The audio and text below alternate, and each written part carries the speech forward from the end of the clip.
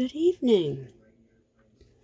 I have decided, instead of crafting this evening, that I will read my story. It is called Glimmer. It was a cool autumn morning. The mist rose above the damp gravel path. Nora was taking her usual stroll through the wooded area by her home. It took an hour to walk the path and return home. But on this day, it would take a few more minutes. Making her way home from the rejuvenating walk, she noticed a glimmer under the stunted brush. She made her way over to the object. Realizing it was in amongst poison ivy, she used a stick to retrieve it. It was a round metal object, the width of a coffee mug. There were no notable markings on it. Nora considered it litter and took it home to dispose of. Back home in her kitchen, she had second thoughts about throwing it away. Nora placed it on the counter. She would ask her husband for his opinion when he returned home in the evening. A half an hour later, she received a call from Bob. He was returning home early. A pipe had burst at work, and the office was now flooded. He would see her shortly. Bob was home, coat and closet, and laptop on the kitchen table. Nora brought over the object. Bob was at a loss as to what it could be. He only guessed what it possibly could be was something that fell out of or off of someone's backpack. Since he was home and the day was young, Nora took him to where she had found it. There were no signs of any others. The two continued their stroll to the end of the path. Dew still hung on greenery the sun could not reach. They smiled and took in deep breaths of fresh air. On their way back, a shimmer along the side of a large boulder caught their attention. Reaching the item, they realized it was the same as the one Nora had brought home earlier. She wondered if someone had followed them and planted it. Bob dismissed the foolish idea. Nora felt as if they were being watched. She glanced up from the piece and was astonished at the sight before her. There must have been 100 more glimmering within the ground cover. Bob went forward and began picking them up. Every one of them was the same. No visible markings, and all the same weight as a pocket of change. Bob had collected close to 20, saying they should leave the rest. Back in the kitchen, he spread them out on their 50s-style table. They were identical to the first. They were stumped more than ever now. Slugs were the only item that made sense to him. He had seen them on numerous construction sites, though these were larger and heavier. It was the only explanation he had. Nora did point out the fact that there had been no construction around for a few years. These appeared to be brand new. And who would take the time to bring them here? Bob had no answer. As the day progressed, he sat at the kitchen table, getting his work done. Nora went about her regular routine. What's that, Matt? Oh, kitty, hang on. Okay, where was I? Her regular routine. Nora went about her regular routine. It was around 1 when Bob took a break for lunch. Reaching up for the glass beside the window over the sink, he noticed how dark it had become. Oh, come on up. You come up with Mommy. You come up with Mommy. How dark it had become. Bob made his way to the living room and switched on the television. The weather station was reporting heavy cloud cover for their area. An unexpected storm was making its way in. There was a possibility of power outages. Bob made a quick check for flashlights, batteries, candles, and matches. He laid them all out on the coffee table. He advised Nora of the incoming weather. She set about filling pots and a kettle with water. If worse came to worse, they could heat water in the fireplace. Not knowing the duration of said storm, Nora also took items of food from the fridge. This way, they could eat without having to worry about losing food. Bob had a cooler in the attached garage along with ice in the deep freeze. Everything was in place, just in case. Bob even thought to fill 2 buckets with water for the toilets. Nora had gone into the linen closet to grab a couple of blankets, in case... Where are you going? Come here. What was it? In case they lost power all night. Trusty Bob always had enough firewood. Declaring them prepared, he brought out the power packs while the phones and laptop were charging. Now they were ready. They went back to their work. As the afternoon progressed, Bob kept an eye on the sky. He hadn't seen clouds this dark since he was a child. At one point, it was so black outside, he actually checked the kitchen clock. It was 4 p.m., long way off from midnight. Nora concentrated.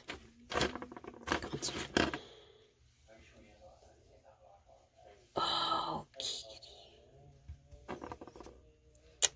Nora was concerned and joined Bob in the kitchen. He shut his laptop down, deciding he had worked enough for the day. What are you doing? Oh. Moments later, they felt thunder shake the house. Then a flash of daylight followed by another shake. Lightning happened in quick succession. Their refreshing breeze from this morning was now a gale. Tree branches... Okay, you go see your sisters. Sorry about that, guys. Tree branches flailed helplessly, shedding hues of fall violently torn away. The pavement was soon covered in an accumulation of brown, orange, yellow, and red. Neither of them could take their attention away from the window. There was a prolonged flash of light, then the most deafening crack. In that second, they were plunged into darkness. Bob... Okay, guys, I'm hoping you can hear me. I have to be down here with the baby kitty. Okay, where were we, Miss Gizmo? Bob came away from the window to the coffee table. Picking up a flashlight, his attention was diverted to a glow in the kitchen. He questioned Nora as to whether she had a candle burning. She quickly answered no. Cautiously, they made their way to the back of the house. As they got closer, the light was more intense. It was emanating from a jar of coins Bob had placed on the counter. The first thought was these coins must be solar. Question.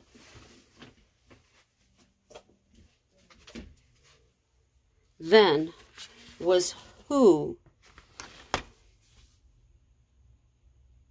who had placed them in the woods. Was it a project handled by the agricultural department? Bob was curious to see if the others were lit up as well. Nora suggested another time. He was very anxious to go. The storm was horrendous. Bob used his wind-up radio for news. Their entire county was without power, as well as those surrounding. Mature trees had snapped in the forceful wind. Although not reporting a tornado, the damage was identical. No twister had been visible on Doppler. The storm was relentless for an hour. By the time it began to let up, a second storm of equal power moved in. This would be one for the history books. In the morning, all but a cool, calm rain was left. Their powers still hadn't been restored. The city expected a couple of days before it would be returned. Bob went out to assess the damage. Their shed was now in the neighbor's yard. Plants out front were everywhere. Garbage containers 7 houses down were on the lawn across the street. Bob's thoughts were on the coins in the forest. He was determined to see them today. He told Nora to get her coat. On they were going to explore. They arrived at the spot, but there was no sign of the coins. Bob figured the storm may have sent earth over them. He suggested they wait a day or so to see if they surfaced. Knowing there was poison ivy, he wasn't gung-ho about searching. He was sure someone would be out to find and clean the discs off. Within 2 days, power was back on. Bob's office would be renovated for a couple of weeks. The water caused slightly more damage than thought. Truth be told, he enjoyed working from home. The first sunny morning since the storm, Nora made her way to the path with Bob by her side. She realized he wasn't out for the exercise. He was out for the coins. While Nora continued on her way, Bob turned back in search of the coins. There was no Glimmer in among the green. Disappointed, he quickly joined Nora. There on the bench they sat, provided by the beauty of friends of the forest. They discussed the widespread damage and the quick response by the county officials. On their way back, the Glimmer was there. Even where he had picked up the coins, others were there. How could this be? Surely they hadn't been sitting that long.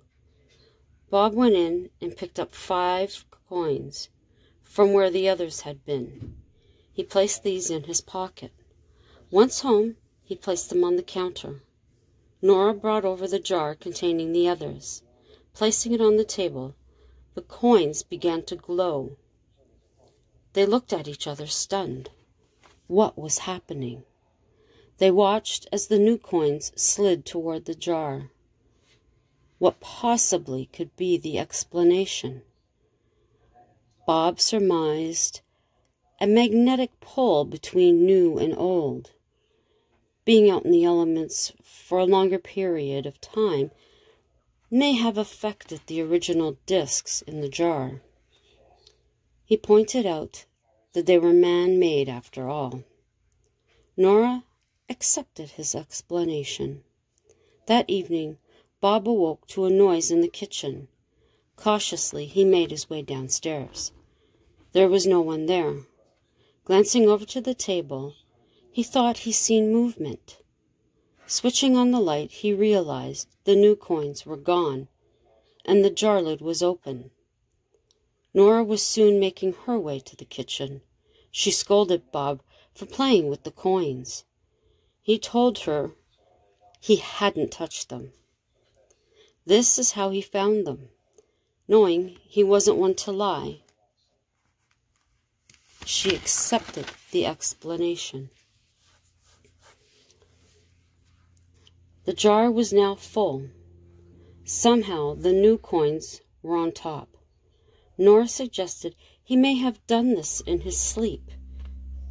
He was known to sleepwalk. The noise may actually have been him getting back into bed. Something triggered, and he woke up. Then he came down. Oh, that's almost. Something triggered. He came downstairs to find the jar open.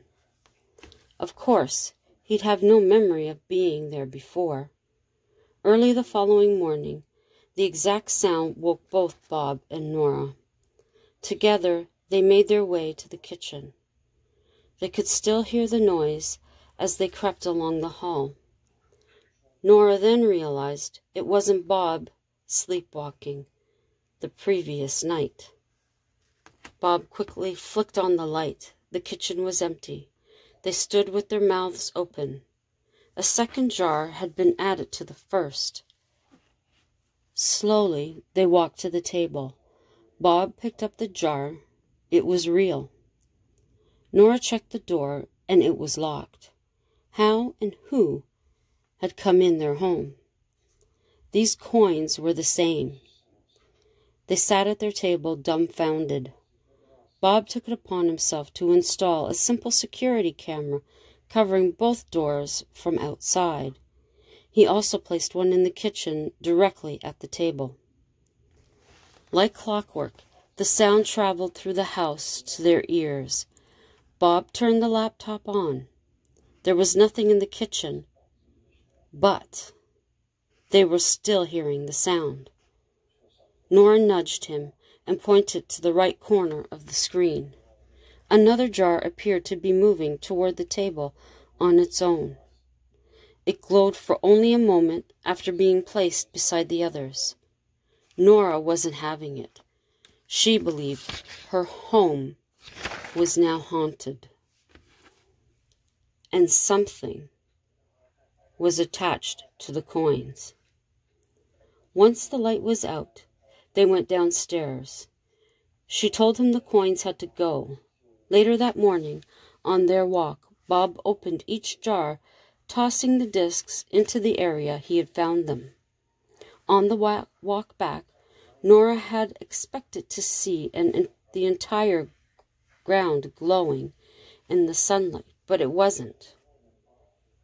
She thought that was strange, but let it go. Arriving home, they were shocked. There were 3 jars on the kitchen table full of the coins. This made no sense. Bob still had held the empty jars in a bag. He placed each empty jar beside the full one. One by one, the jars filled as the others disappeared. They couldn't believe it, but they still were in disbelief. Nora was sure this was paranormal. She contacted local investigators who found nothing. The only area that spiked their EMF was the jars. Every time they took the coins back, they would find them in their kitchen before they got home. That evening, Nora suggested they take the jars and leave them. Bob agreed. Off they went along their well-known path. They placed the jars beside the large boulder, then hid behind the thicket of trees. What they observed stunned them. Figures rose from beneath the brush. They grew in size. The appearance was nearly human-like. They seemed to be in conversation. They picked up the jars, waded back into the growth, and disappeared. Moments later, Bob and Nora made their way home. Entering their kitchen, 3 coins laid on the table. Picking up each one, they noticed an unfamiliar marking. There was a note. There was not a quite human face on one. There was no number as to an amount. Where did these come from? And once again, who placed them here? Bob was tired of the games. He spoke out in anger. "Stop this. Show us who you are. You've played with us long enough. We're tired of your games." He had lost his steam. Please show yourself to us. Maybe we can help you cross over," Nora said in a sweet tone. There was a voice, then a figure. "I need no crossing." It was adult size, but not green. The skin had a blushy tinge to it. There was a mouth, nose, and the shape of ears on either side of the head. There were slight depressions where the eyes should have been. The skin appeared smooth. There were no pores. The body was covered in a dark material with a sheen to it. Its body proportions were the same as theirs. "These are a gift." It pointed to the coins. "You showed great restraint. You did not cultivate them all. Even when multiplied, you did not take advantage. In the end, you returned them." Nora stepped forward. She felt a connection with this soul. "Why did you test us?" "We've seen the greed for many centuries on this planet. We have always found one we could trust. It has been extremely difficult this time. We were ready to give up. Then I seen you." Nora offered a seat. "I felt it in the woods." "You did see me." Bob sat opposite the being. "What is the reason for searching out trust?" he asked. It was for no ground-breaking reason. Your friendship and understanding. There is not always an underlying agenda. Most of you cannot believe this. Our friendship with some of you assists in teaching others that not all are violent. It is now a year later. Nora and Bob often host friends from another world. Harmony in understanding. I hope you enjoyed that, even with the little breaks here and again, courtesy of Miss Gizmo. I would like to thank my YouTube family for popping in. Love you all very much. Anyone new coming in to hear the story, please feel free to check out my other videos. You may find something else you find of interest. If you do, please give it a like, comment, and share any of them out with family, friends, co-workers, neighbors, anyone you think would be interested.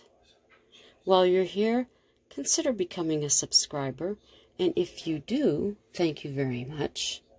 And take the extra step to click that notification bell so that you will know the next time that I upload. So have a great Thursday evening. I've been thinking it's Friday all day, but that's tomorrow. And this is hour-long weekend here in Ontario. And I think there's a couple other provinces. Monday is Family Day. So we will be here at home with our family, our 4 little babies. So